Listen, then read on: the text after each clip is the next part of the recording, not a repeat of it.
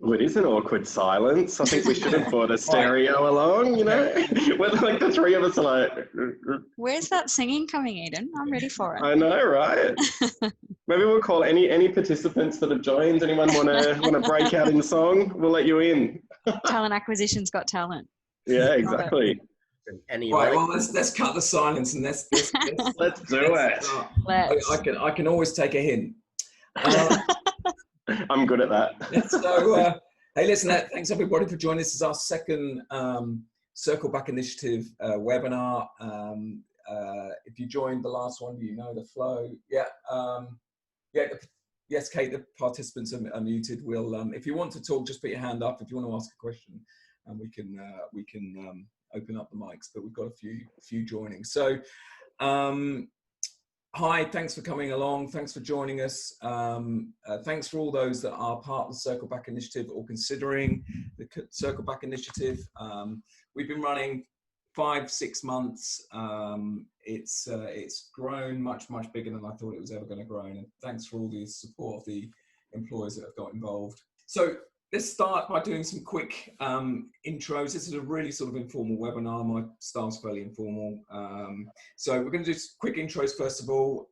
Laura, do you want to start first? Who you are, sure. What you do, where you come from, all that sort of stuff. Great. So my name's Laura. I'm a HR consultant for MyState Limited. If you haven't heard of us before, you may have heard of MyState Bank, but we also have TPT Wealth. So we are a bank and wealth management business based out of Hobart in Tassie. So over the pond from most of you. And we joined the Circle Back Initiative, I think it would have been about a month ago, Steve. Yeah. And we've obviously just joined Livehire as well in the last few months. Awesome. Great. Thanks, Laura. And Eden? Yes. So I head up talent and people development at Flybuys.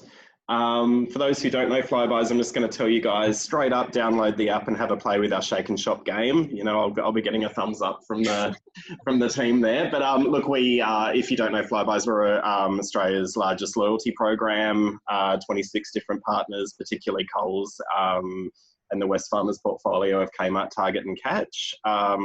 I've been with, I joined Circle Back, I think it was probably about 3 or 4 months ago now. So we're quite early on when you launched. Likewise with Laura, our wonderful sponsors today of Livehire. We've been with Livehire since we launched talent acquisition with Flybuys 18 months ago. So that's me. Right. Thanks, Ian. And John? Thanks, Steve. So John Balker, I'm Commercial Manager of Livehire over here in WA. We're all represented in different states today, which is fantastic.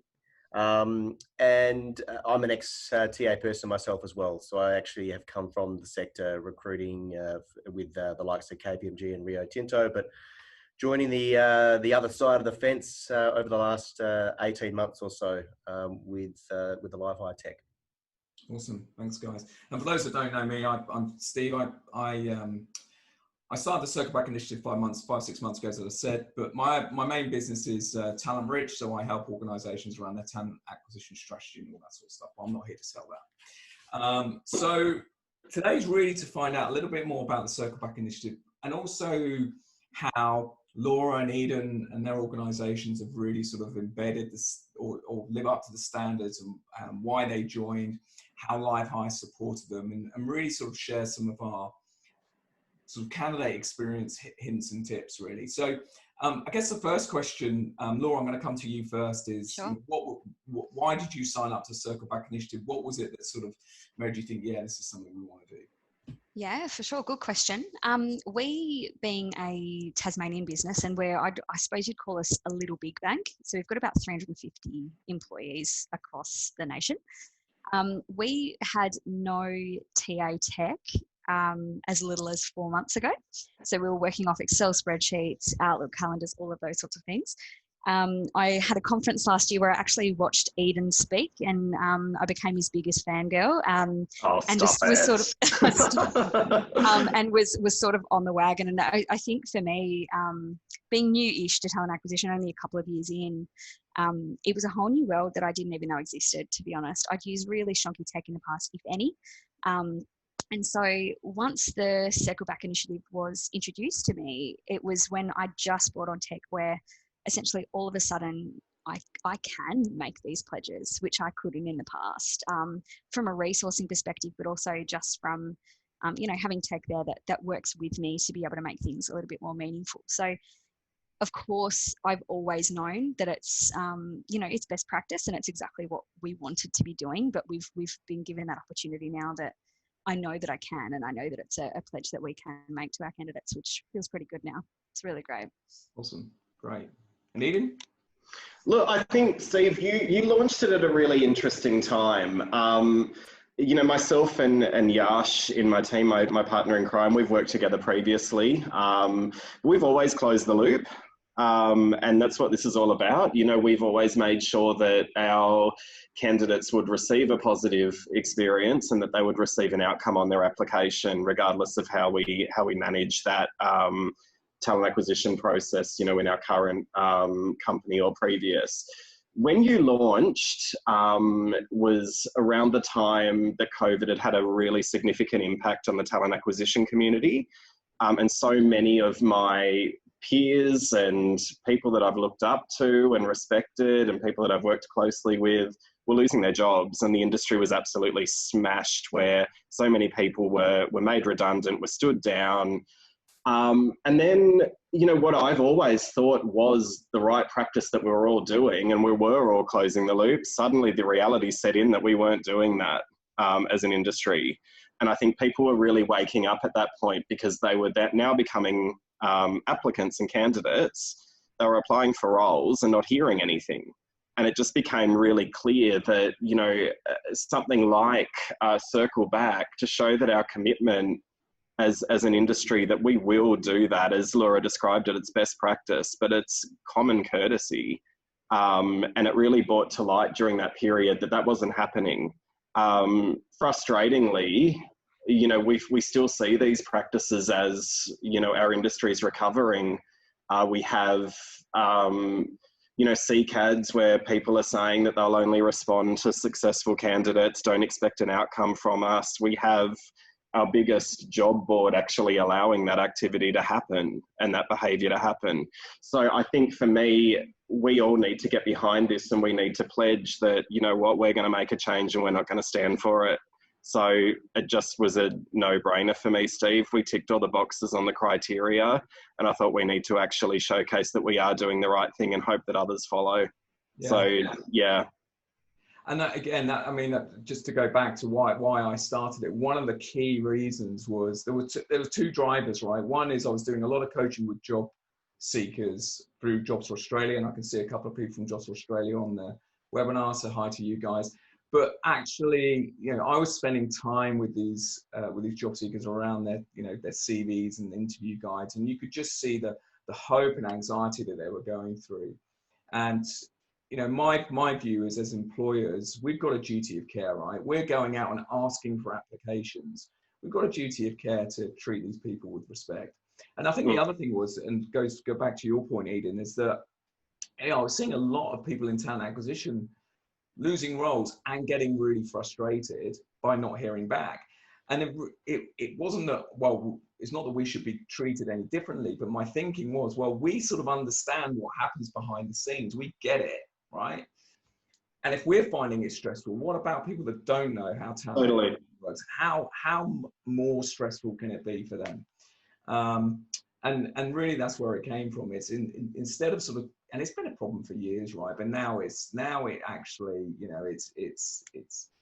it's come to a point where we've got to do something about it. And instead of calling out bad practice, my view was, why don't we just get a group of employers together that've got the same mindset, and we can start to show that this is normal practice. This should be normal practice.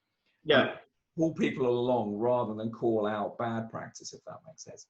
So John, Livehire. So Livehire's been looking after a sponsoring list for a couple of months now. What was it about the Circle Back initiative again that sort of resonates with Livehire's ethos and platform and all that sort of stuff?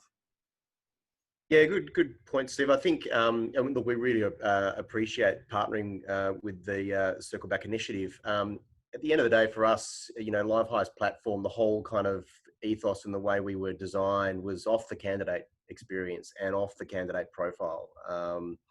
Eden and Laura will know that the candidate profile in the Livehire world is a unified profile. That was one thing that we wanted to focus on in terms of improving the level of candidate experience, because candidates don't necessarily realize that when they register with other systems, they're registering more and more profiles, and they're just duplicating and having 5, 10, 15, 20 profiles floating out there. So that was really important to us. And I think the whole, that whole kind of candidate engagement aspect is just something that we stand by. And we've got a number of clients that have won, Candy Awards from the Talent Board off the back of the Livehire platform and what it can achieve.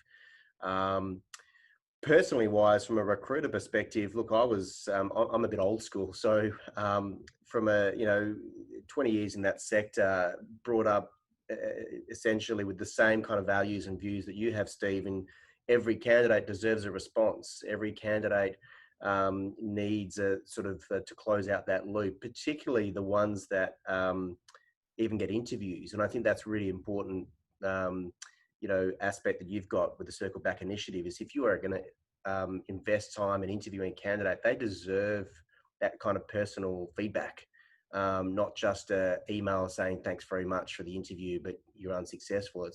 You've got to have a personal callback there. So I think that's really, really important. And I was even brought up with that whole view that any candidate that calls or inquires or emails about, and they didn't even get an interview, they were just declined. If they want feedback, give them the feedback. They've asked for it. They deserve a response. So yeah, it's really well aligned to us, and I think it's a fantastic initiative. Yeah, awesome. Thanks, guys. So Laura, you were sort of saying that you're relatively new to TA. You've got new tech coming in to help you. Yep. Getting it back to candidates. And I speak to a lot of organizations that are really keen on sort of joining the initiative, but maybe aren't quite there in their sort of processes and their tech to sort of get there. Can you just talk a little bit more about your sort of journey of how you've sort of brought tech in, how it's supported you, and not just the tech, about the processes that maybe you've embedded as well. So just tell us a bit about your journey. Yeah, absolutely. So I joined MyState almost 2 years ago, and I'd been in talent acquisition for a short period before that in agency land, but this is my first foray into internal TA without being a hiring manager myself. So it was essentially coming in here, we had so many roles coming past me, and it was, I think from a moral compass perspective for me, really difficult to, I was trying so hard to keep across this huge amount of roles and look after everyone and do all of the things that this initiative tells us we should be doing. And of course, we know we should be doing. And so for pretty much the 2 years I've been here, I've been on a constant campaign to bring some tech in, particularly after that conference from last year. And I think the biggest part of my journey that was, and I think what got me to where we are right now is I had some really solid internal support. And I think that's one of the biggest things from a business perspective, or anyone that's thinking about bringing tech in or thinking about the fact that they're not quite hitting the mark from a candidate experience point of view. And of course, all of the things we've pledged to as a part of the Circle Back initiative. It's really important to have your stakeholders on side and for them to see value in the experience. And for me, we're, as I mentioned, a bank and a wealth management business, and our bank side particularly is a digital bank. So we've got branches here in Tassie, but as far as us having our reach up and down the eastern seaboard of Australia particularly, we're digital. So here's our CEO speaking to our company and speaking about how digital it is, and that we're, forerunners in all of these different banking tech and wealth tech that people can use and get on the bus and get a new account on the bus. And then I'm sitting here and I'm thinking, so my candidates are our customers, and I've got the complete opposite experience. I'm sending them a 27-page PDF contract for them to get to their old jobs, secretly printed out, and they're applying through Seek and not giving me the detail that we can utilize and that we can, speak to them again and keep having these touch points. And so it was looking at from that perspective. Our business strategy is digital. Our business strategy is innovation and doing things that people haven't done before. And of course, this is hopefully what everyone will end up doing. But I was just aligning our TA function and our HR function, which is of course the team I work in, to be aligned to the business strategy and to agree with everything that I've already been saying. So I was really lucky. I had massive support from my team, massive support from the management above me. And now that it's come in, I think they're seeing massive value in the value I'm adding back as well, and the time that I'm, number one, the time I'm saving, but number two, the feedback that's coming back and all of the different parts of this experience. And I think we've spoken about this in the past. People leaving unsuccessfully are feeling really good about their interaction with us, which hopefully we tried to do in the past, but it was based on grit rather than based on smart working.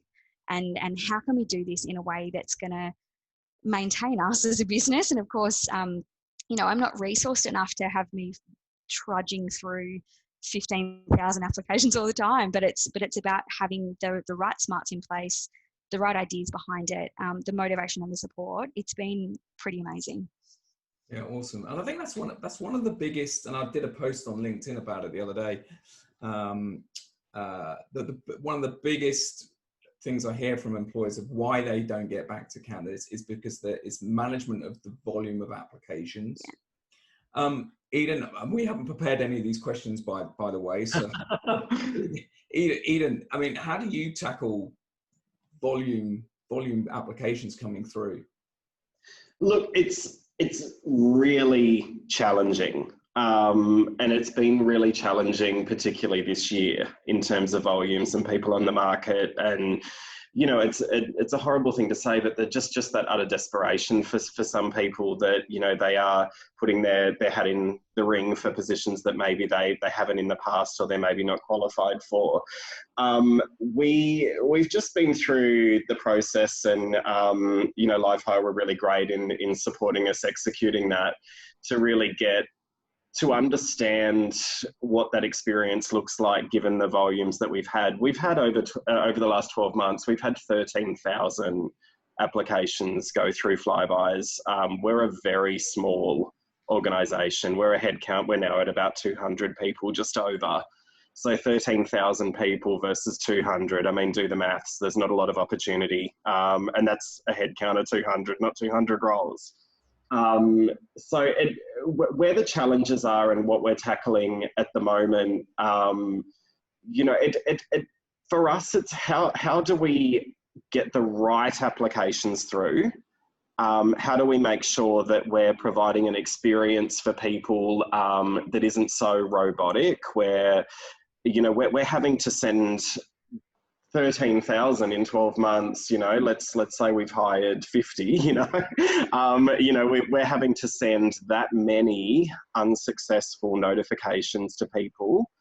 How do we personalize that? And I think Laura's absolutely spot on and talking my language in terms of that digital experience. I mean, we're a digital business as well.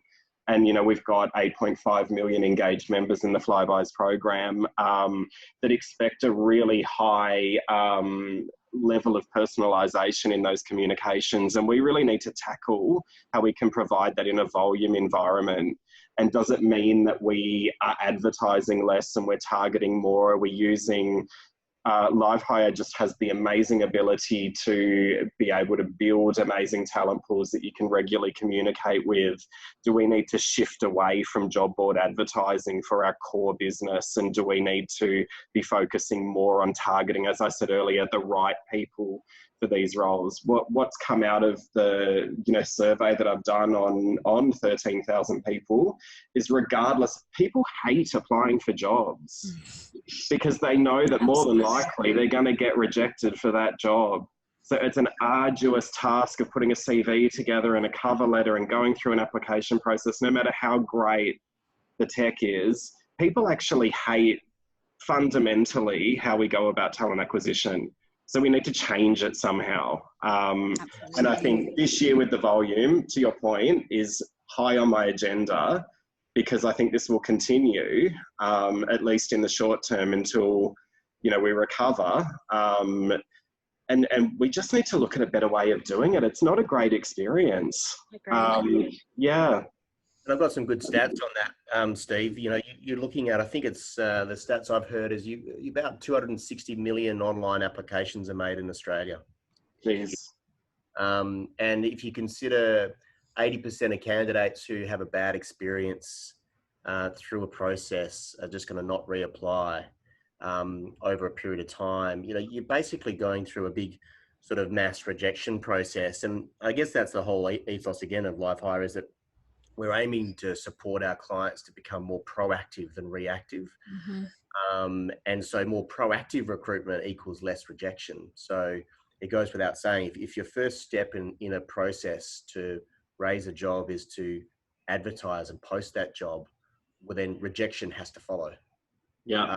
Whereas if your first step when you raise a job is that you get matched candidates from your community, you get to look into your talent pools, you get to look into your talent database and be able to deep search that and find potential matches and then invite those candidates to the opportunity. It's a completely different experience. Yeah. And we've done some of the stats and maths behind the system that we've got. And it was, I think, out of hundreds of thousands of applications and tens of thousands of hires that we've done, the difference between hiring people through within your existing system, candidates that are engaged with your brand, versus candidates that you are hiring through a job board method, it's basically 3 to 12, 3 candidates on a short list versus 12 on a short list. So that's a really big sort of game changer. And I think, there's a lot of companies out there that are looking for ways that they can do more proactive sourcing and hiring. I absolutely, sorry to interrupt, Steve, because I actually think this is a really great conversation. Like, where I think the problem is, John, I think, when we look at our stats, we're close to 50% through proactive and 50% coming through your traditional methods. However, it is an automatic reaction for talent acquisition people, regardless of how proactive they're being, to put a post up. We better put an advert. We might find that golden nugget. We might find someone out there, even though we've got a really good talent pipeline, we better put that ad up. We'll do it for marketing reasons and to get our brand out there or whatever that might be. But what you're doing is you're just basically giving a shit experience to people, to a whole bunch of people, because you're hoping that maybe one person might be the right person or might be added to your proactive pool. And, that's where I guess the concerns are for me, that we're doing that out of a reaction and we're not actually thinking of the benefits of that one person that might, be a golden nugget or might enhance our shortlist versus the hundreds of people that we're saying no to just because we're posting because we feel we have to. So it's a mindset shift. I think it's very rare within internal teams that people don't post. I don't know if you agree, Laura, with your experience. Yeah. We're still building to that, definitely. And it's something that I suppose as our talent pools build and as we become more strategic in the way we do that, I'd love to get to 50-50. That would absolutely be our goal. Yeah. It's really interesting. Somebody, I can't remember if somebody said it to me or on a post, but it got me thinking the other day. They said, my ultimate goal with attracting and sourcing and recruitment is a candidate. Sorry, my dog's now barking. Great timing. Thanks, Harry. It's okay. I've got my cat meowing in the background as well. So I've been like this. He's in total agreement. Is that so the ultimate is a candidate only ever needs to apply to our organization once.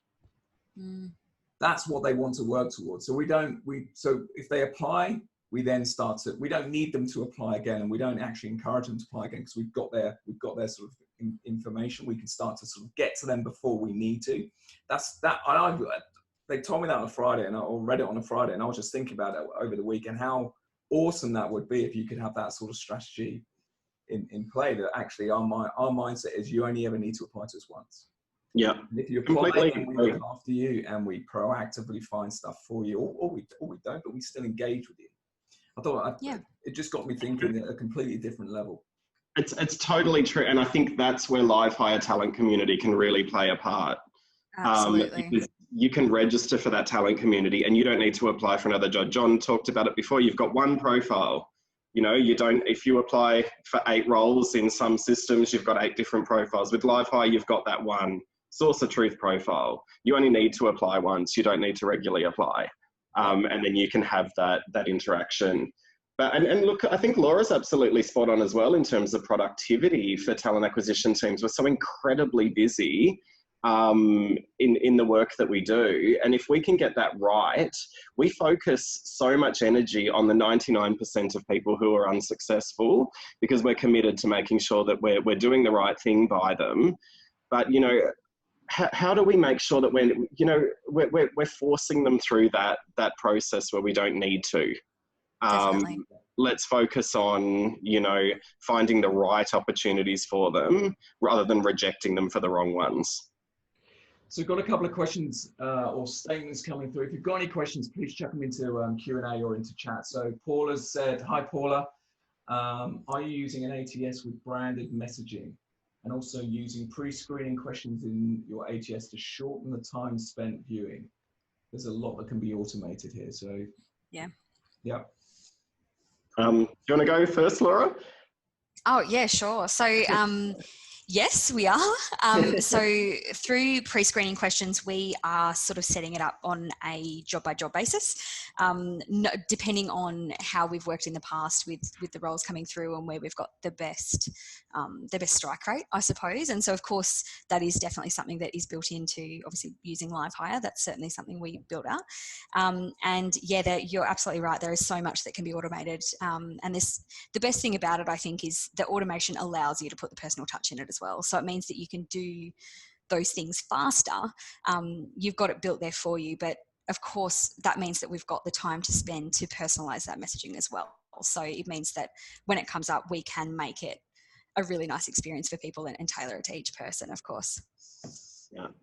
And look, completely agree, and particularly in terms of you know, the core competencies in roles and the screening behind that. I mean, the other thing is the AI. There's a lot of you know, we can actually see you know, people's you know, where their core skill sets are by looking at their profiles as well. That really helps with shortlisting in Livehire.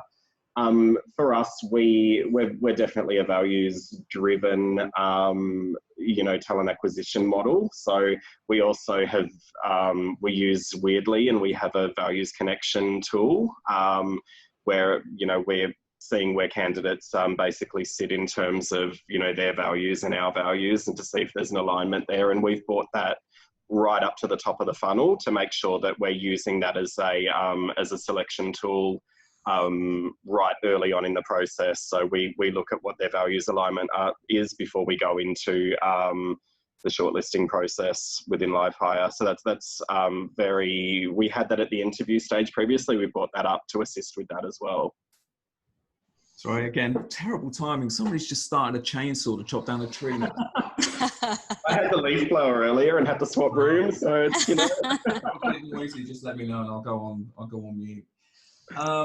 John, anything to share on that? I'm going on mute quickly.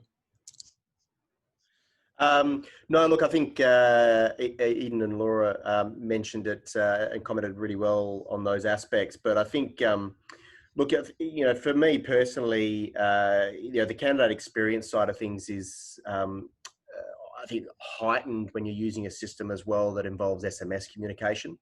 Yeah, absolutely. And I think Laura and Eden probably agree on that. You know, candidates these days, they want to engage. They want to be able to have easy forms of chat and communication rather than, you know, replying via an email or returning someone's phone call. People these days don't have much time to return a phone call during a work day. Or if they do, you know, it looks a bit suspicious that they've ducked out of the office to make a call.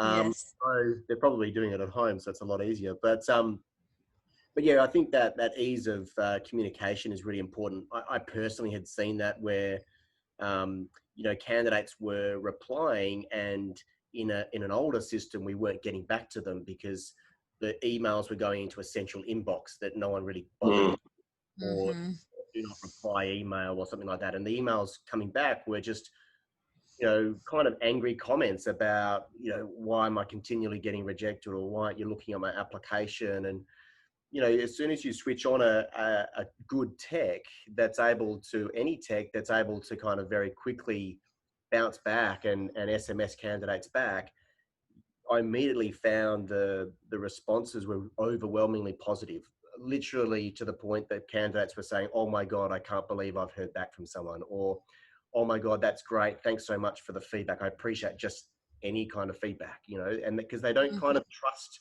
that there are people like Eden and Laura, behind the system looking at their application. It seems like a robot so often, and you get that same response. You see so many of them that are so heavily automated that it is hard to believe that it's a person on the other end. That's it. Sometimes it's not. Clients, candidates are almost, I see so many blogs out there where candidates are kind of coached that, the technology is screening all of your applications and there are no more humans. It's all robots just and use buzzwords so that it gets picked up. Yeah. And so, it's a bit of a shame, but I think, it's important to have that human level of engagement in any kind of tech that people look at. Yeah. Yeah, awesome. Sorry, it's just getting even noisier here. It's getting feedback. So I just want to quickly talk about one of the other stats. So we've got, for those that don't know, we have 5 standards in the Circle Back initiative, which we ask employers to commit to. And it is a commitment. It's not an accreditation at the moment. This is a brand commitment.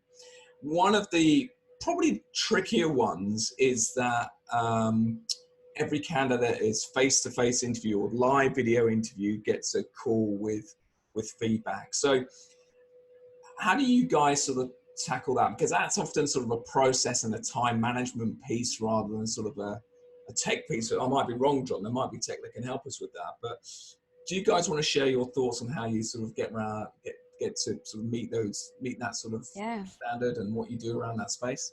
Yeah, definitely.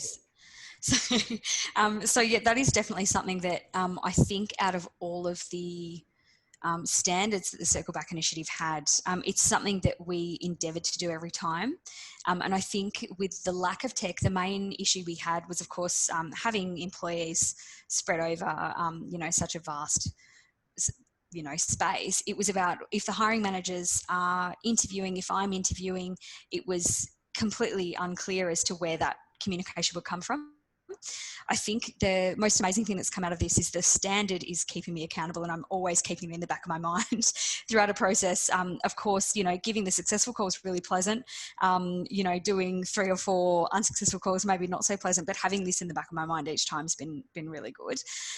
Having the tech behind it's also been pretty fantastic in the way that, from what John was speaking about before, having that text function where I can give someone a call and leave a message. I'll shoot them a message through Livehire. They'll get a text that I've called them. They'll come back, let me know when the best time to call them. It's just those little tiny things where people aren't sitting in their Gmail all day. We know they're not. It's just not something they're doing. So even for me, running around this business, I work mostly in TA, but of course I've got an HR function to my role too. So if I'm floating around the place and I can see a text that someone's ready for me to call, I can do it from wherever I am, and I can think about it wherever I am. And it makes it so much easier for me to tie in with these people. And you're absolutely right, Steve. In the past, it was a nightmare. It was phone tag back and forth all day until you get to a point where you're like, well, I need to let you know somehow. But it's just having that easier communication and the constant check-in that I have done that as well. Cool. Awesome. Yeah, and look, I'll just add a little bit to that, John, and just challenge a little bit in terms of the phone call. I know you've made some changes to that with some of your other members where they're actually providing written communications and written feedback and detailed feedback where it's appropriate, or whether that relationship has been in place that they prefer that kind of communication. And I actually quite like in some scenarios that people actually would prefer to receive their outcome that way, if that's the relationship that you've got with them. That I find sometimes when you're making those calls and you're providing that feedback, you can tell that they're not absorbing that information because it's a very emotional situation for them. Shock factor. the shock factor's there. You're providing that feedback. They're potentially not taking it on board. And I actually agree that in some cases with some people, it's really important to make sure there's either a follow-up, or if that's their preferred method of comms, to provide them with some written feedback that they can reflect on in the future that will help them too. So I think it's, you know, it's not always necessarily a phone call in all situations. And I was really glad, Steve, when you added that in there for, you know, some of your clients or some of the participants had requested that, because I do agree with that. We've all got a different preferred method of communication, but also how we best absorb that kind of feedback to take it on to help us in the future. And if that's appropriate, then that's fine, in my view. I think that's a really good call, Eden. No, I actually really agree with that. And I think it's something that maybe I haven't reflected on as much, but you've just said that really eloquently, in the way that if you are wanting to have that feedback be really valuable and something that they're gonna take on in the future, we all know you get off a phone call like that and you might pick up, you know, a key point somewhere that was the one that stuck with you, that might have been the one that stung the most. But as far as being able to make that a really meaningful conversation, I do agree in some instances. I think that's a really good point. Yeah, it is. It's an emotive time. You're either disappointed, you're really pissed off, or you're really frustrated. Do you know what I mean? When you receive that information, you're not in a great headspace. So I think there's a lot we could do in terms of following up that. You know, you know what that feedback is and you're documenting it anyway, so why not follow it up with something they can reflect back on? Yeah, and I'll go a sort of a further step forward there. And I think, you know, there's also an element of training that's involved. And I think, you know, I think back to some of the people sort of starting out in their career in recruitment or talent acquisition. It's not an easy call to make. It's really good, especially if you're talking to some potentially more experienced senior candidates and you're giving them that unsuccessful feedback. It can be quite daunting as well. So I think you know, we shouldn't underestimate the fact that maybe we need to give a little bit more training to some of the recruiters out there that are a bit inexperienced in those calls. They can call Talent Rich and Steve and receive that training. As a plug for you, Steve. But yeah, so I think that's an important part of it as well. You know, we need to focus on, you know, making sure that our recruiters are confident enough to make those phone calls, or even just, as Eden said, send that information out in writing as well. Yeah, John, I think that's a really good point, because I think if it's often when things are in the too hard bucket, they get put in there and they stay in there and things don't get actioned. And I think it's probably the hardest bit of our roles, right? It's not a good news story. And it is tricky. And I think that you know, I've been lucky in some of the organizations where I first started my first few roles, recruitment career. We had sort of crucial conversation type training, which went across the organization. So yeah, I think it's a really important point. And it's not something that people will very quickly admit to, in terms of saying, I'm not really confident in making these calls. People won't admit to that kind of thing. So the kind of worst case scenario is having people, or throwing people to the wolves almost, and saying you need to reject all these people, and they're just calling up and saying, oh, you're unsuccessful. Yeah. You didn't make it, and that's it. And like the candidates are like, I need more information on that. I need more feedback. You know? Yeah.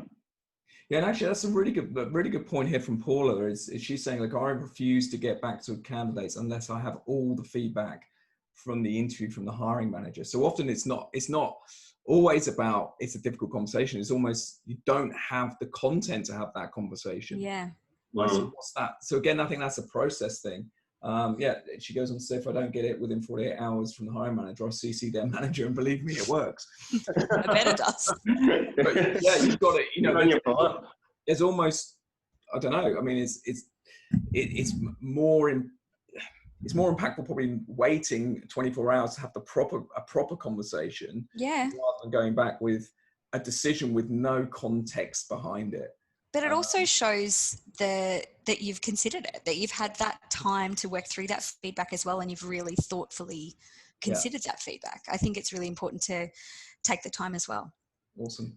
And do you know what's really hard there? Because you're quite often providing feedback on an interview. We're quite unique because we're small, and Yash and I attend most interviews. So we're able to give, feedback to candidates, and we've been there in that environment, so we can elaborate on it. But if I was working where it was previously, where, we're talking thousands of staff, like big business, more often than not, you're not even in those interviews and you're having to provide feedback, and they'll say, oh no, I actually felt that I addressed that really well and I gave really great examples around that. What do you do? You know what I mean? So I think, to Paula's point, in making sure that you're getting that information from hiring managers, and I think documenting it, I really think there's something in making sure that you're providing them something tangible they can take away with, rather than the conversation. Because if you're not in that interview and you're having to provide feedback, and you're being challenged on it, we've been in the industry for a while, but imagine being someone new into recruitment. John's point, it's bloody hard. Like, what do you do? Aside from saying sorry and best I can do, there's no, it's tough. And that goes to the point. I mean, the importance of having really, really structured and measured interviews. So you're tangibly measuring the response, rather than it being very, very subjective. So I just want to go back to a point that Lindsay raised earlier on. So she was asking you, Eden, you've bought the values assessment earlier on. I guess this is weirdly, right? Yeah. You've bought the values assessment earlier on in the process. Would that be at the initial application phase? What I've actually done at this stage, because look, we don't have an integration in our tech stack. It's probably our one thing that stands alone. But and this is really personal as well for people. So when people have applied for a role, I'll move them into the screening process, and this is actually almost treating it as a first round interview. So I'm providing them with we would love for you to complete our values assessment so we can get to know you a little bit more, to support your application for this particular role, and for us also to be able to store that information for other opportunities, within our talent community or talent pools. So it's almost like introducing a new stage. What I found, and I can't wait to share the data, and as I said, John supported us doing that when we've surveyed 13,000 people. They want to do something to support their application. They don't just want to apply for a role and receive an outcome. They want some form of interaction. Now, I'm exploring how we can have less applications, which might sound absolutely bizarre, but I think I'm with you, Eden. I'm absolutely with you. People. But what I want to make sure is they've at least had the opportunity to do something. I can't talk to 13,000 people. Even with Yash, he's not going to talk to 1,200 when I talk, 12,000. That's never going to happen. But at least we're giving them something to do that's going to give them an experience to interact with Flybuys. And that's a very, personal experience. We're looking at, with Weirdly, on how we can actually provide them with some form of an outcome of going through that. How can we provide them with some reporting so they can actually get to know themselves a little bit more through that process and have something to take away that works as feedback as well. So, the reason I brought that up was really for an experience perspective, but it also does help with shortlisting. People want to do something, is what I'm trying to say. They don't just want to, send and pray that they'll get a phone call. Yeah. They just want an opportunity to do something. Yeah. Awesome. Great. Okay. Is there any other questions anybody wants to ask? We did book this for an hour, but I'm very conscious I don't want to take up everybody's lunchtime for those who's in the lunchtime time zone. Is there any other questions that anybody else wants to ask? Guys, have you got anything else you want to? I think, as they're coming through, actually, there's something what I love, and look, if there's anyone out there that's looking at Livehire or exploring it, and, John's not paying me to say this, but what I love about it, and, look, we've joined the Circle Back initiative to make that commitment. So it's, if we commit to something, we'll do it, and we'll make sure that occurs. the Livehire technology, and I've worked with many ATSs over the years where it's very easy to close a job and you've got a, 20 or so applications still sitting there, but you're closing it because you're trying to get your stats and you're trying to get your time to hire and, all of that kind of stuff. And you forget to notify those people. I haven't done that in a very long time, but I'm guilty of that happening in the past. And, I'm happy to admit that because we all learn. What Livehire, it won't let you do it. And that's, I think, is key. We're making a commitment, but our technology, if we were to close a role and we have 20 applications standing there, it won't let you close the role. Absolutely right. You've got to close the loop. So no matter how amazing you are, if your technology doesn't support you, everyone makes a mistake, everyone slips up. People can fall through the cracks no matter what your intentions are, because as we've been saying, we're bloody busy people and we're going through such high volume. When you close a role, Livehire will say, why haven't you notified these people? And you have to manually go through each one and say, I haven't for this reason. I've notified them by phone call on XY date. This person actually withdrew and I forgot to move them to withdrawn throughout the process. You actually have to tell the system why you're not telling them their outcome. And I think that's phenomenal. It just helps. Yeah. And look, I had one the other day. We had something like 400 applicants against this job. They were flowing around in all different statuses. And I went to close the job and there was one little sneaky one that had snuck away from me that I wouldn't have ever seen. And it was, I completely agree. It was incredible that I can't miss someone. I can't now. It's brilliant. That's very cool. Lindsay's just said, Seek should have the same functionality. Kudos Livehire. I think actually Seek, I think if you're using the back end of Seek to collect applications, I believe now they might have brought in some functionality that does do that for you. So if you close the job, I think, I'm looking into it. Somebody mentioned to me the other day. So leave that with me. I will report back. I believe there is something there now that might do that for you. Any other comments from you guys before we close? Paul has just said LinkedIn also allow you to send a personalized message to rejected candidates too. Yeah, great. Yeah. Well, listen, thanks everyone. For those that are not signed up to the Circle Back initiative and are interested, please get in touch. If you've already got the sign up form for 2020, you need to get the sign up form for 2021. They're going to be coming out this week. We're going to review it every year. It's going to be free again next year. The whole point of this is by providing a better experience for candidates. So if you're keen, get in touch with me. The new 2021 forms are coming out. The badges are ready. We've got employers that are putting the wording in their job ads to making that commitment. They've got the logos on their website. We want our employers to put it front and center that they're going to get back to everybody. We're starting to hear from some of our other employers. We heard from a couple of our employers before that actually candidates are starting to recognize this, and actually it was reasons why they've applied for roles. But if you're interested, get in touch. 2021 badges we will be releasing before the end of 2020. I'm getting 2020 out of the way. I want to move on. And if you've got any questions about the standards or anything like that, let me know. We have got some news coming out in the next couple of days on what we're going to be doing in 2021, some additional things going forward. We are looking at an agency version because we think agencies should be doing this as well. Right. Probably slightly different standards because they don't have sort of full control on everything, but we want to launch one for agencies as well. And so thanks everyone for joining. Thanks Daniela for your comments. Thanks everyone for joining. Have a great lunch, what's left of it for those guys, and have a good morning for the rest of you. Awesome. See you everyone. Thank you. Cheers.